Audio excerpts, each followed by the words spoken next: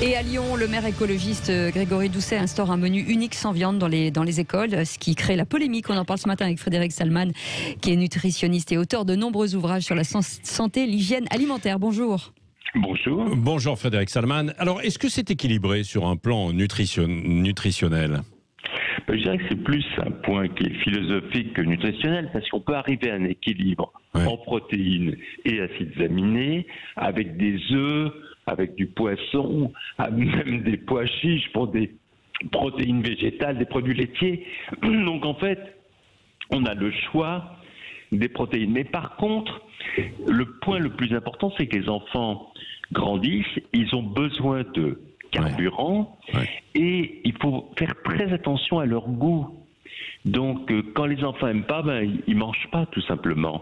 Alors, bon, par rapport à cette histoire qui se passe à Lyon, j'aurais tendance à en profiter pour peut-être faire un questionnaire aux enfants. Qu'est-ce qu'ils préfèrent comme source de protéines? Parce que les principaux intéressés, je crois qu'on ne les a pas interrogés. Et c'est dommage. Autour de la viande, il y a toujours des tas de débats que je dirais plus philosophiques que santé, puisqu'on a les véganes, le halal, le kasher, il y a plein de philosophies autour. Mais par contre, le goût d'une génération, des enfants, ça compte beaucoup, parce que leur croissance en dépend. Et pour ceux qui ont des enfants, ils savent bien que quand ils n'aiment pas, ils ne mangent pas. La croissance dépend véritablement de ce que l'on mange, bien sûr, mais aussi des apports en viande éventuellement. Parce que certains qui ne mangent plus de viande vous disent que finalement, ils se portent très bien, par ailleurs.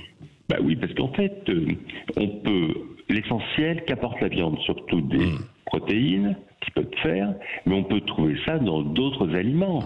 Si on prend l'œuf, qui est une protéine pas chère du tout, c'est une protéine avec des acides aminés extrêmement nombreux, complets.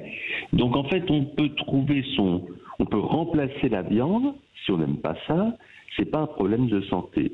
Par contre, il ne s'agit pas des véganes qui ne mangent pas du tout de source animale. Là, c'est beaucoup plus complet d'arriver à l'équilibre. Il faut être beaucoup plus attentif, surtout chez les enfants qui ont besoin de beaucoup de nutriments pour grandir, parce que tous les jours, ils ont besoin d'un apport qui n'est pas comparable à celui d'un adulte. Oui. Vous qui étudiez beaucoup toutes ces questions, Frédéric Salman, dans vos ouvrages, on le voit beaucoup. Quel est aujourd'hui le regard en général des enfants par rapport en fait à la viande ?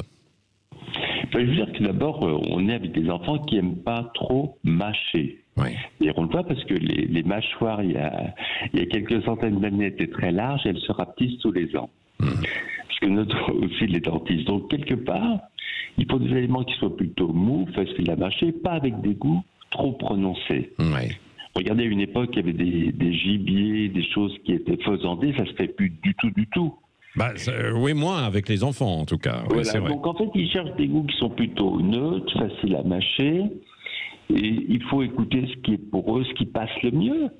Donc, tout est une question d'équilibre aussi dans l'assiette. On peut le trouver de plein de façons différentes, avec des aliments, ça peut être aussi bien des œufs, du poisson, de la viande, même certains légumes.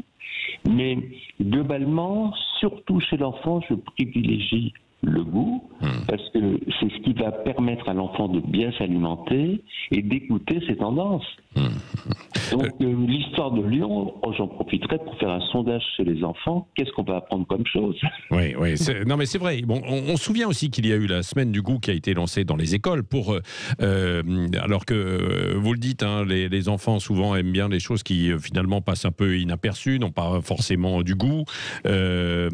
C'est l'occasion quand même aussi dans les cantines scolaires de développer, de travailler sur l'ensemble de la chaîne alimentaire et du goût et de travailler sur des repas équilibrés, parce qu'on le sait aussi pour certains enfants venant de quelques familles parfois en difficulté ou plus modestes, il n'y a pas forcément de viande parce que c'est plus cher aussi sur la table chaque jour, et l'école est l'occasion de découvrir ou d'avoir en tout cas ça dans les assiettes, C'est vrai qu'il ne faut pas se rater sur le repas de midi, parce que pour beaucoup d'enfants, c'est le principal repas.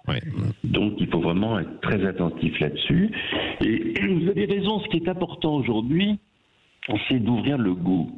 De plus en plus, les gens ont tendance à manger tout le temps la même chose. Et la base de l'alimentation, c'est de manger diversifié et équilibré. Oui. Donc de faire découvrir, ça coûte pas cher, certaines épices, des herbes aromatiques, ça permet déjà d'ouvrir le palais et aller découvrir des plats que les enfants n'auraient jamais mangés. Je pense qu'on est à l'école pour apprendre aussi. Et pourquoi ne pas apprendre le goût? Merci beaucoup, Frédéric Salman, nutritionniste et auteur de nombreux ouvrages, évidemment, sur la santé, l'hygiène alimentaire. Merci d'avoir été avec nous ce matin en direct sur Sud Radio.